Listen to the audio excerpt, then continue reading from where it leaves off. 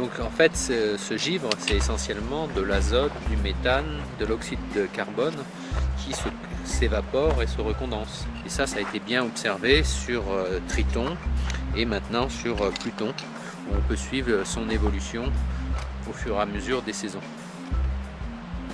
Alors les températures à cette distance, c'est-à-dire à 40 fois la distance Terre-Soleil, elles sont très très basses, de l'ordre de moins 240, moins 220 degrés Celsius. Et en fait, à ces températures-là, la glace d'eau, elle se comporte exactement comme une roche sur Terre.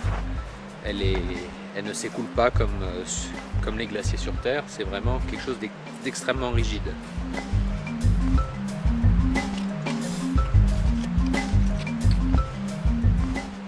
Effectivement, avec nos télescopes, on a détecté ces glaces dont tu parles.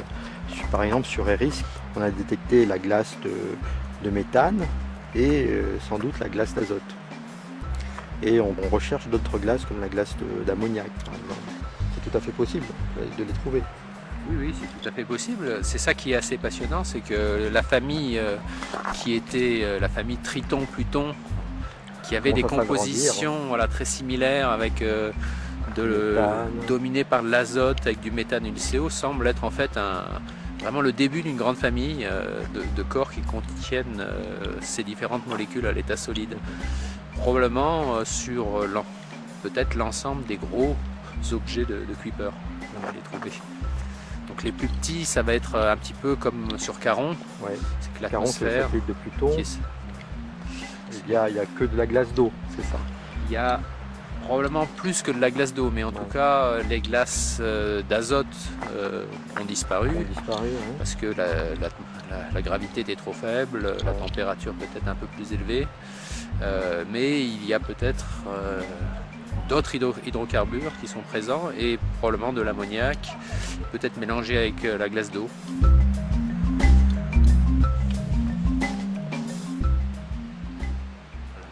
Donc dans le laboratoire, on a plusieurs techniques pour pouvoir mesurer ces propriétés, soit dans un cryostat, c'est-à-dire dans un ensemble qui permet de refroidir à très basse température.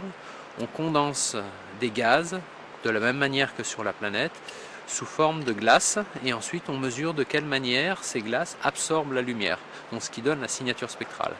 Mais dans certains cas, on est aussi capable de fabriquer des échantillons un peu comme de la neige, donc qui sont des échantillons qui vont réfléchir la lumière et pouvoir mesurer de quelle manière la lumière est réfléchie, et ça dans la gamme du visible, c'est-à-dire la gamme dont l'œil est sensible, jusque dans l'infrarouge, qui elle est la gamme qui a le plus d'informations sur la composition des molécules présentes dans les surfaces.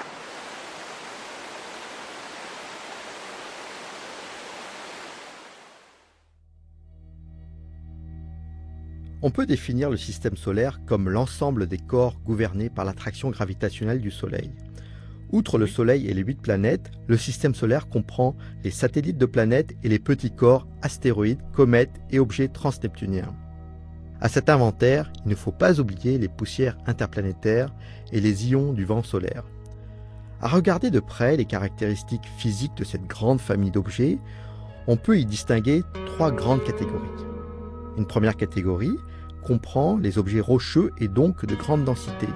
On y inclut les planètes telluriques, Mercure, Vénus, Terre et Mars, mais aussi les astéroïdes entre Mars et Jupiter. Puis on a les planètes géantes et gazeuses.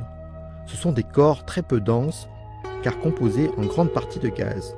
Jupiter et Saturne sont les plus grands et les moins denses, car l'essentiel de la masse est fait d'hydrogène moléculaire et d'hélium. Uranus et Neptune sont plus petits et aussi un peu plus denses globalement, car ils contiennent probablement un gros noyau fait de glace et de roches. Enfin, dernière catégorie d'objets dans le système solaire, les objets glacés. Ici, on retrouve Pluton et tous les objets transneptuniens, ainsi que les comètes et la plupart des satellites des planètes géantes. Ils ont une densité intermédiaire entre les 2 catégories précédentes parce qu'ils sont constitués d'un mélange de glace et de roches. On peut les considérer comme les restes fossiles de la formation des planètes externes. planète gazeuse géante, très très lourd. Hein. Attends, je t'envoie l'astéroïde. Non, je garde là celle-là. Notre vision du système solaire n'arrête pas de changer au fur et à mesure que les connaissances augmentent. Et c'est tout à fait normal. La science ne doit pas rester figée, mais au contraire évoluer en fonction des progrès de la connaissance humaine. Pluton a été reclassé en 2006 et on compte maintenant 8 planètes. Mais le système solaire ne restera certainement pas figé. Et qui sait quels autres bouleversements nous connaîtrons dans le futur ?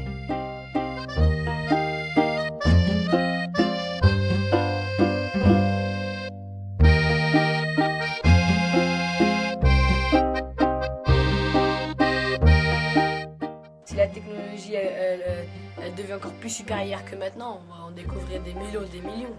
Si on arrive. Pluton, on a changé d'avis sur Pluton. Si, que vous oui, comprenez. parce qu'il n'avait rien de différent par rapport aux objets transneptuniens et il était beaucoup trop petit pour des planètes.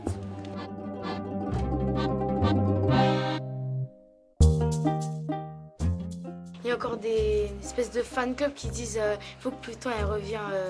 Ils disent Pluton contre-attaque parce qu'elle veut revenir comme ça.